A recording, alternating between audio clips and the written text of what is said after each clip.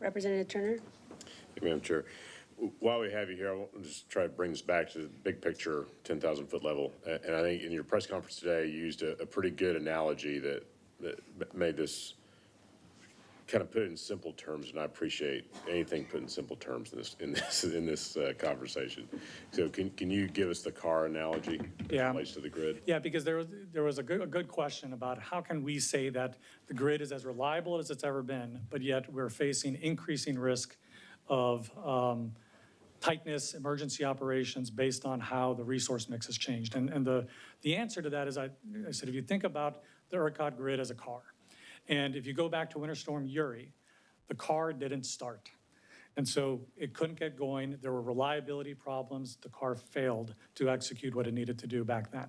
And so in the last 2 years, with all of the reforms that you all have supported and passed, we have made investments to improve the reliability of the grid, of the car. So now we have a car, the electric grid, that is well maintained. It will run when it's cold. When it is hot, the car will start and it's going to go. But now we're asking it to go further, higher energy demand, without adding extra fuel. And that's the analogy of what's the issue with the grid. It's a supply and demand issue, long-term resource adequacy. We have a well-operating, well-maintained car ready to go. We just need to give it the reliable fuel to go the extra distance now that we're asking it to go. Okay. And following that analogy, when we're talking about this bill and DRS, is DRS trying to deal with the issue of the fuel and the distance, or is it trying to address whether the car starts? I think it's more focused on whether the car is well maintained and ready to operate.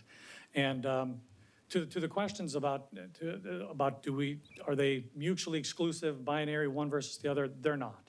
And I agree with the market monitor on this as well, that there could be benefit in a service like this.